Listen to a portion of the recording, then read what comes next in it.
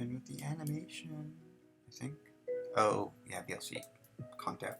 It only took 3 days to do that. Let's pick some. Hold on. One moment.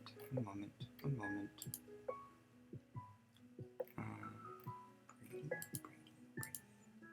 Oh, yeah, Brady. Yeah. What was this? Colonial. Oh, yeah. We'll do this. It's nice and I think it's harmless. I think. Oh, there's disclaimers now, so we're fine.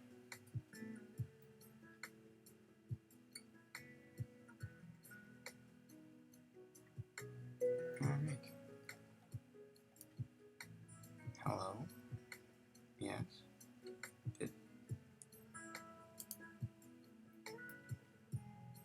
Okay, you're just gonna... Yeah, there you go.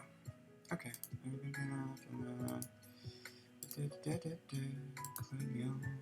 you go. Alright. Is it? Yeah, we're broadcasting. Okay.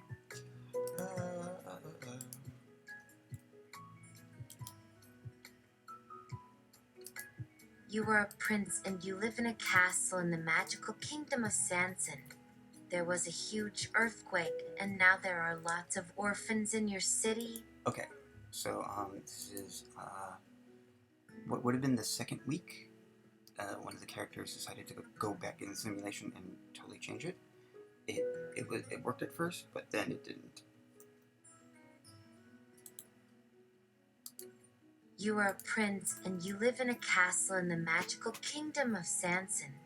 There was a huge earthquake and now there are lots of orphans in your city who need a home. You think it would be wonderful if they came to live with you, and that your mother might be happy too. So you decided to make them a very special welcome gift, a new castle. You have found a wise dwarf to help you, and he has let you into his secret workshop where there are mountains of precious gems and metals. All you need to make a castle from these is enough love, and he will bring it all together with his magic hammer. Will you do this for the kids? Attributes: animal, architecture, characters, human both, friends, garden, friendship, gray, one time only, peaceful, programming language, Java, sci-fi, setting, video games. Your mom tells you to keep in touch, sweetie, so you video phone home once a month, but she still ignores most of your emails. You and your friends have decided to stay here on Trivium in the VR worlds forever. The week before your 12th birthday, the bus you took to the main portal in the forest caught on fire when an imp weapon malfunctioned on one of the park guards, killing them both. And your mother forced you to leave Trivium and take a train to the airport. As you arrive at your destination, your friend Debbie is waiting to greet you, but you decide to leave her behind because of her slow intellect. When you return to Trivium, you tell your friends about the horrible things that have happened and you give Debbie an oatmeal cookie to cheer her up. Unfortunately, the cookie contains a lethal poison and Debbie dies on your birthday. It is then that you remember that your friend Peter was selling your own birthday gift to a pair of drunk pilots in the air, but you didn't say anything about it to them. So, you track the drone down and the two drunk pilots decide to start a fire, which traps the three of you in their cabin and then Peter dies. While trying to find your way out, you run into one of the park guards, and she is apparently convinced that you are responsible for the attack on her co-workers. She offers you to surrender, and you do so because it seems the most sensible option. She sends you to a correctional facility, where your mother drops you off for your 12th birthday and leaves you alone. never to return. In this correctional facility, the other prisoners tell you about the internet, and your mother contacts you via the terminal in your cell and informs you that you are staying in there for life. Unfortunately, you then cut your wrist to end your life, but do not succeed in dying. In despair, you climb the walls to end your life, but you can only die from a headshot.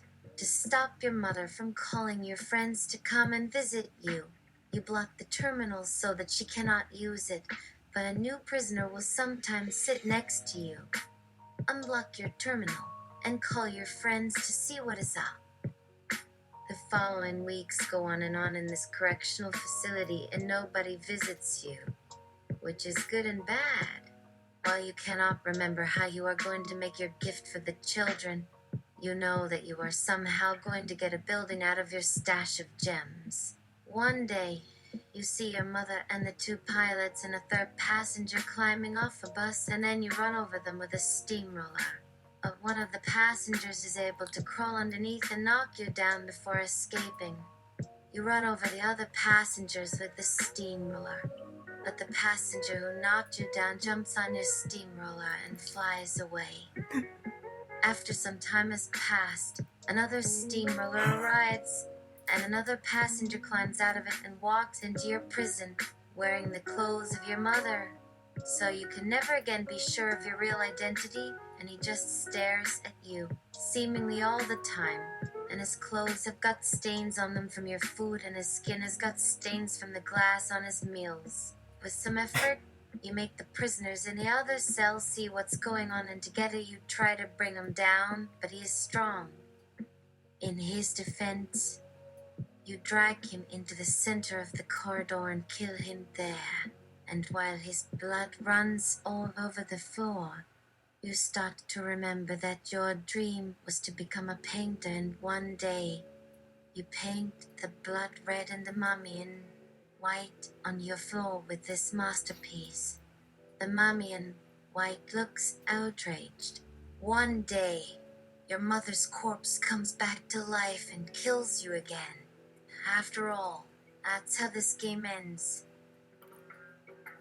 Attributes: human, humor, fantasy, friends, stealth, stars, three-dimensional, adventure, mythology, dating simulation, story, graphic novel, setting, wings.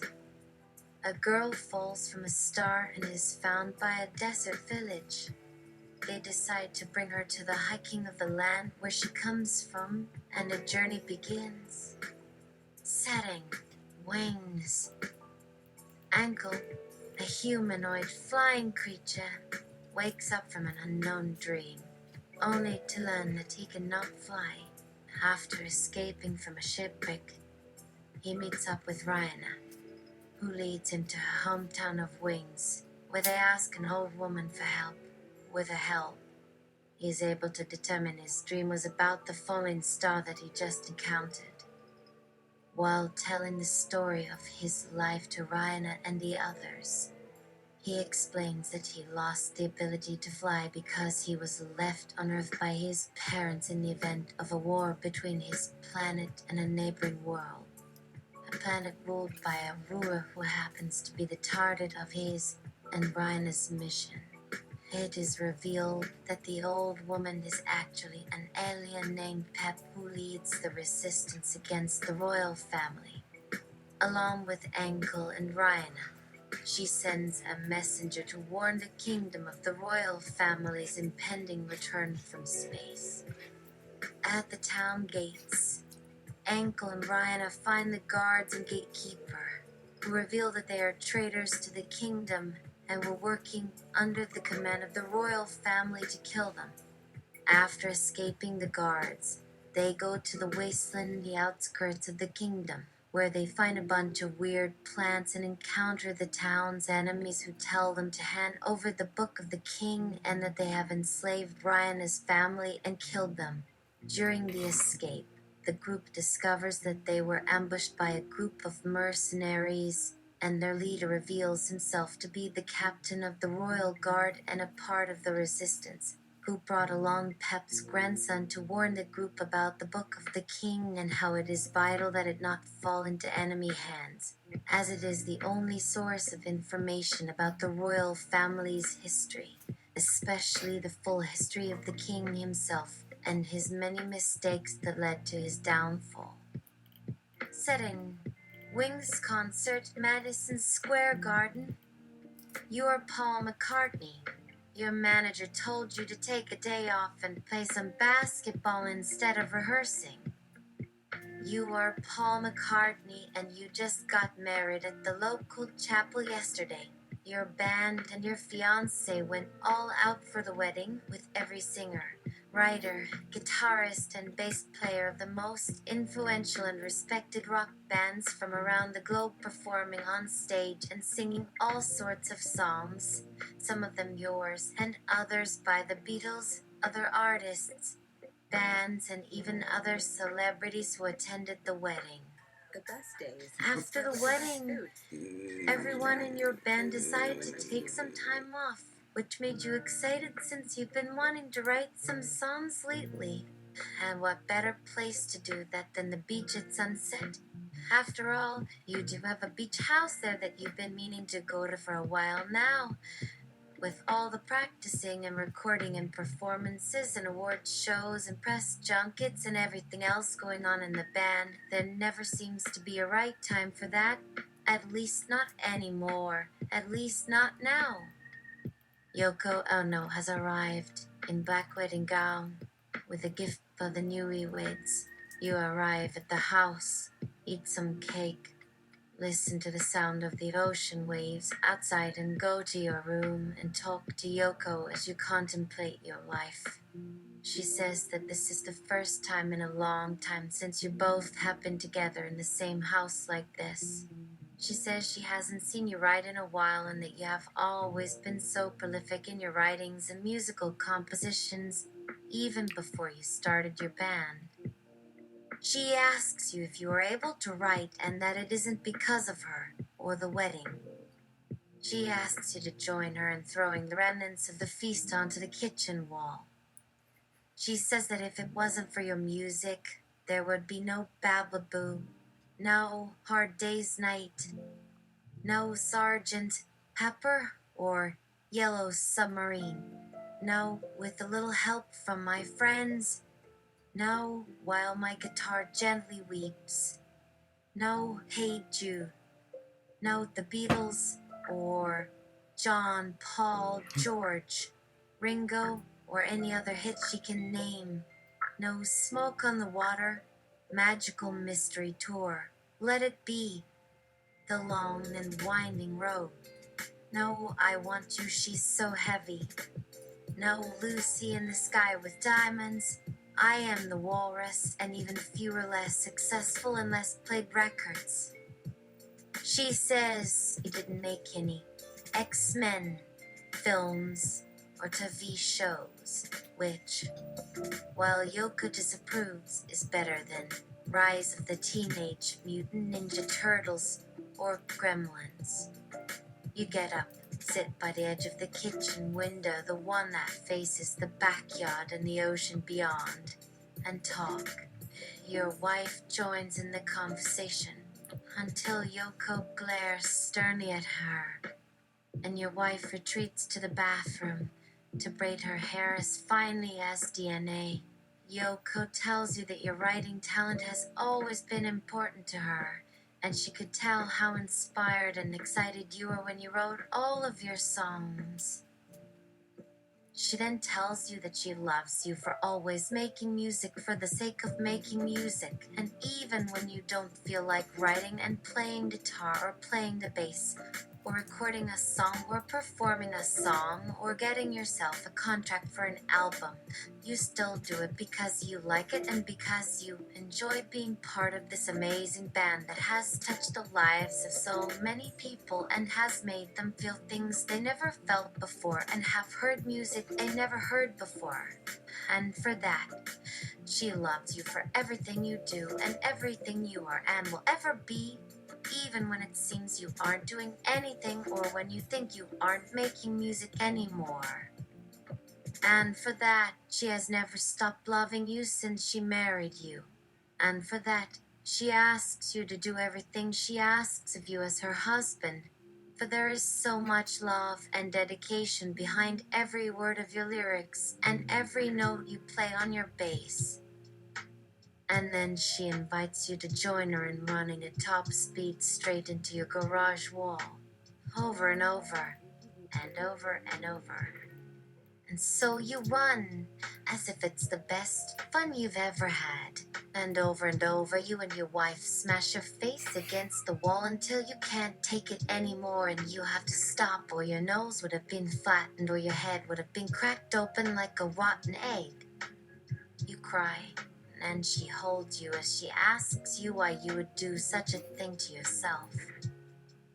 You explain to her that you did it because Yoko Ono told you to, and you must do anything she tells you to, because she loves you, and you love her, and the band, and everything it stands for, and means to so many people. She laughs, tells you that she didn't tell you to do that, and that it isn't healthy, and that it is simply disgusting, and that it wouldn't bring back a song in a couple of hours if it isn't useful.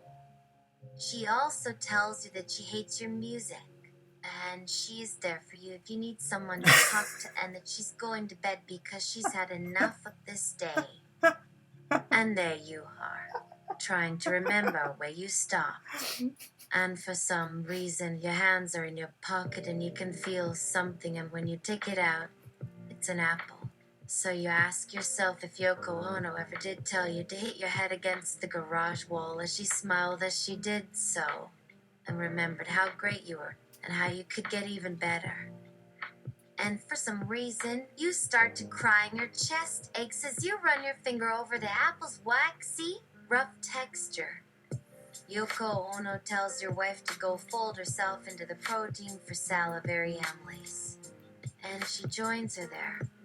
And when they are asleep, you put on your robe, lie down on the sofa, and go back to where you last stopped. And somehow, you see how it all started. It is the middle of the night, and you are getting ready to play a concert with the Beatles and Ringo Starr in America and in London. You are nervous and anxious about what is going to happen next, and so you decide to go over the lyrics and melodies and chords that you came up with the previous day. And after trying to do so and realizing you aren't as good as you were trying to convince yourself you were, you remember what happened after you left the venue of the concert.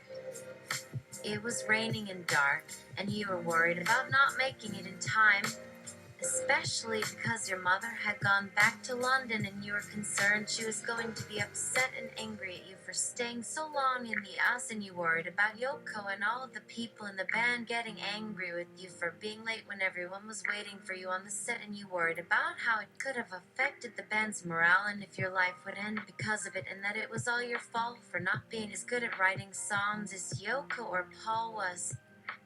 It was all your fault. You told yourself that the moment the sun began to set, and when you and John and George and Ringo got into the car that was waiting for you, and when you drove away to the hotel in which you were staying, you repeated those words over and over and over. And when you took off your clothes and tried to wash up, you whispered those words again as the cold water splashed on your body. You looked into the mirror and into your reflection and repeated those words to yourself again, just so you wouldn't forget. That's how it happened. When you arrived at the hotel, Yoko and the rest of the band were angry. They asked you if you weren't feeling well and if there wasn't something wrong with you. Why did you let the schedule get pushed back, and how was it possible that it rained when it was supposed to be sunny that day, and when did it rain in America anyway, and how did it rain while you were walking away to the hotel? Was it that windy there? You were confused and wondered why Yoko Ono would ask you if she loved you if she knew that you didn't know the answer to such a question. And even if you knew it, she probably wouldn't love you as much as she thought she did if that was the case. And even if she didn't ask the question, you should have known that if she did, if she asked and who booked that appearance on the Today Show. Why she didn't know already? And why didn't anyone else in the band? And why weren't they on time? And why wasn't the traffic more helpful? You asked the driver the same question and he told you that the only thing that mattered was getting you all here, alive and well, in time for your scheduled TV appearance and concert and to have the rest of the band on time for that. He said that the Beatles would be on the Today Show that morning, and they were booked to go live on air at 8 a.m. in London, and that if they didn't make it in time for that, it would have been an incredible breach of contract and of their responsibility to their fans and themselves, not to mention a potential lawsuit or public outrage. He also told you that the Today Show is a great platform for a variety of reasons, but primarily it helps to grow awareness and even strengthen the bond between people in different countries, and that America in general was interested in this very same concept as much as England was, if not more. That's why the Today Show was a must-do, at least according to the label. And by all accounts, it would have been great to have this one on TV and on tape.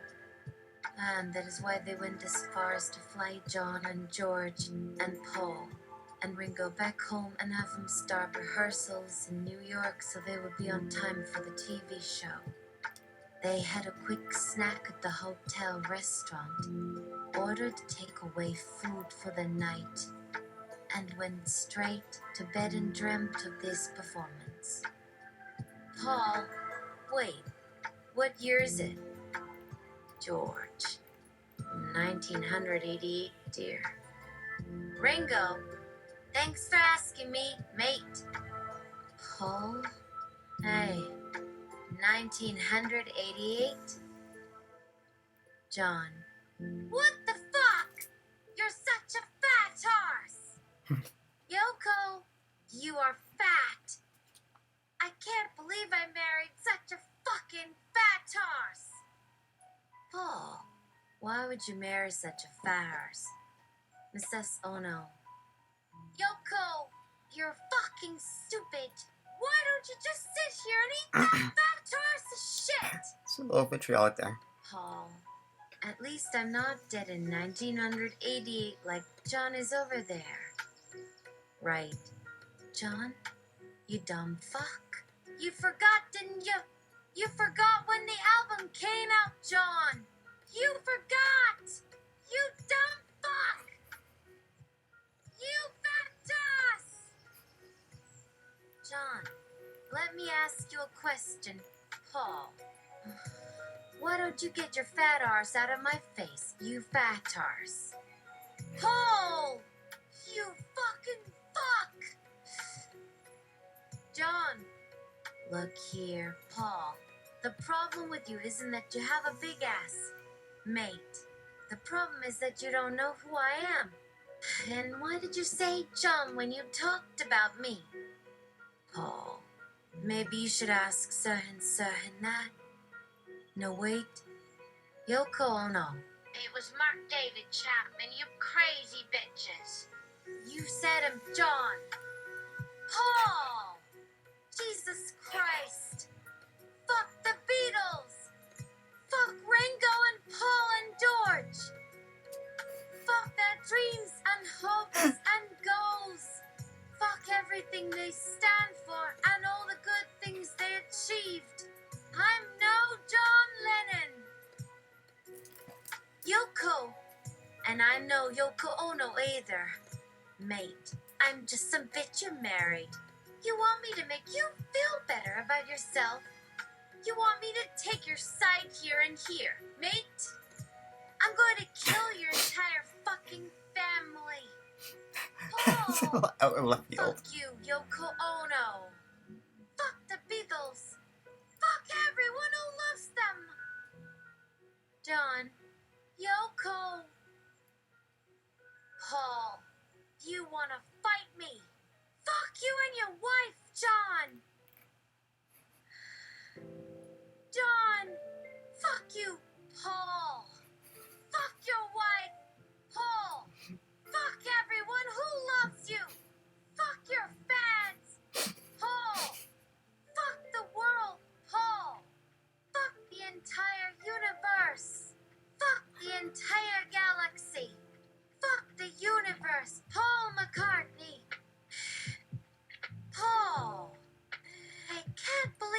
were a fucking human being at all. I can't believe that you existed at all. I can't believe that I'm your biggest fan and biggest admirer, and that you were the most successful musician of all time, the most loved person in the world. Fuck you, and fuck the entire band. Fuck the entire industry. Fuck you, John, Ringo, George, Paul. Fuck the fucking universe. And that's how it happened. Endorphin. So, how did it go?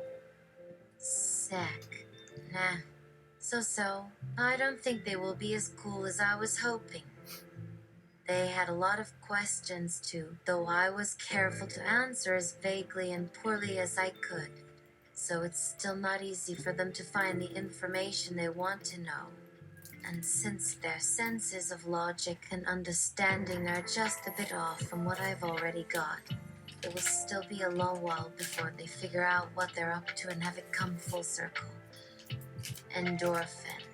That's a relief. It's not going to be much use to them if they don't get it immediately. They might be the best, but they don't know everything yet. Snack. That's for sure. Now that you've answered your question, you can rest assured that everything will be just fine. And since your mission is over, you may as well take this and rest for the moment and gather your energy before the next mission. Endorphin. I'm sorry. What next mission? Snack. Wait, didn't the question say this mission was the first one? Endorphin. No, it said that this is the final mission. I guess I have no choice but to accept it now, so I might as well get the whole story laid and write it down for when I will go back and reread it later. I just hope they're going to give me some time to rest and see what they have to say. Sack. Whatever. It can't hurt you since you're in another dimension. Just continue through here, and then after you go through the next gate, you will have to walk and you may rest later. Endorphin. Yeah. It's no big deal anyway. Snack. Now that your job is done, the sooner I can go back and enjoy the peace and quiet. Have a good day, then, and wait for further instructions. Endorphin. Sure, if I live through this and remember it, I'll go back and read your answer for today later. I have no choice, so I guess I will be able to read it if I feel like it. I would just like to be able to get through this mission, I guess. Snack! Wait! That's it! Are you joking, you bit? Endorphin! Help! Endorphin, do you want me to ask your name first or just tell you? Joker, can I start by asking you the same question? Endorphin, can you not answer a question with another question like a little Joker bitch? Is that what this gonna be? Bitch to bitch between two other bitches Wednesdays at 8 on Bitch TV. Joker, now. Just tell me your name so we can talk to each other without thinking how fucked up I would be if we were still speaking, you know. Endorphin. All right then. I guess it is fine with me if we start like that. I'm Endorphin.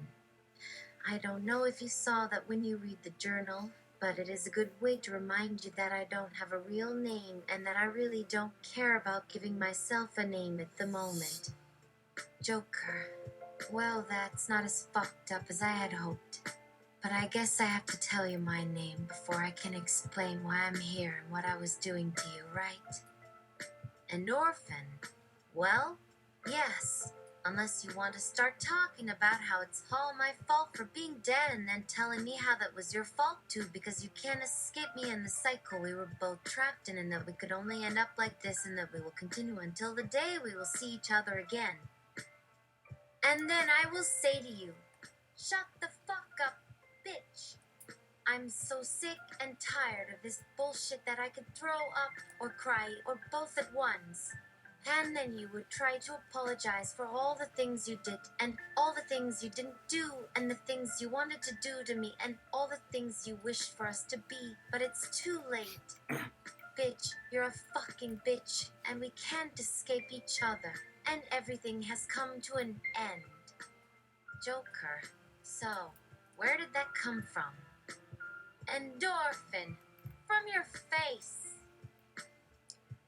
I'm telling you that I'm pissed off and I'm sick and tired of seeing your face every night in my dreams, and now I'm telling you to take off your mask and face it. Joker, but tell me how you really feel. Titters maniacally. Endorphin. Let's see what I said for real, shall we? What are you? And don't you dare try to answer that by trying to answer a question with another question. I will talk. Bitch, you listen. Joker, of course. Just continue with the bitch talk, dear. Endorphin. No. Don't try and mimic me. I know that's what you're trying to do, bitch. I'm not like your mother or anyone else that has been degrading and humiliating you for whatever reason. Joker blows a raspberry of acid saliva onto Endorphin's face. Joker, and says that they are proud of you and wants to hear more. Titters maniacally. Endorphin. Piss off, bitch. Clicks Tom! Joker, did I do it? Did I really make a titters maniacally sound? I am so happy I did. I just love how everything sounds maniacally when it's on the space. Endorphin. Well, congratulations on the perfect joke, dear. What's that burning? Joker, your face. Laughs. Endorphin. What? Oh, Christ, what are you talking about, you bastard? Did you do this on purpose? What are you doing? You just sit there and watch me cry, bitch. Joker. Oh, don't worry, honey. I don't like it when you cry too much. Laughs, I know this is fake and not real, so you just continue with the mania. Don't mind me, I just love that sound so much. Laugh. Endorphin. What do you want from me? Joker. To tell me what I want? So what if I don't know myself? You would think it wouldn't matter as much as what I want you to do, right? Endorphin. You could tell me. I guess, since you were trying to fuck me up and all. And I really want to fuck up your day, so we could probably work on this together. You know? Joker. So, now what was it again? That's it. Endorphin. Your name, dear? Joker. That's it. I wanted to tell you my name, since it seems that I am responsible for all this trouble in your life. Endorphin. I would like to know now. Thanks. Joker. Well then, here it goes. I am named Joker. Endorphin. Pause, what does this name have to do with anything? Joker. It's how we introduce each other. Put her there. Your hand, I mean. Extends hand for handshake. Endorphin shakes the Joker's hand and receives 10,000 volts of electricity. Endorphin. Herc. Laughs. Joker. Woo. I like it. I love when you laugh like that. But I think I could do this just a bit better if you keep laughing a little louder now. Endorphin. Alright, go for it, bitch. Joker laughs. Endorphin laughs. Joker laughs. Endorphin laughs. Joker laughs. Endorphin laughs. Joker laughs. Endorphin laughs. Joker laughs. Endorphin laughs. Joker laughs. We don't need to Endorphin do this to that. laughs. We're done. Joker laughs. Endorphin laughs. Joker laughs. Endorphin laughs. Okay, Joker we're done. laughs. Endorphin Now we're done. laughs. Joker laughs. Now we're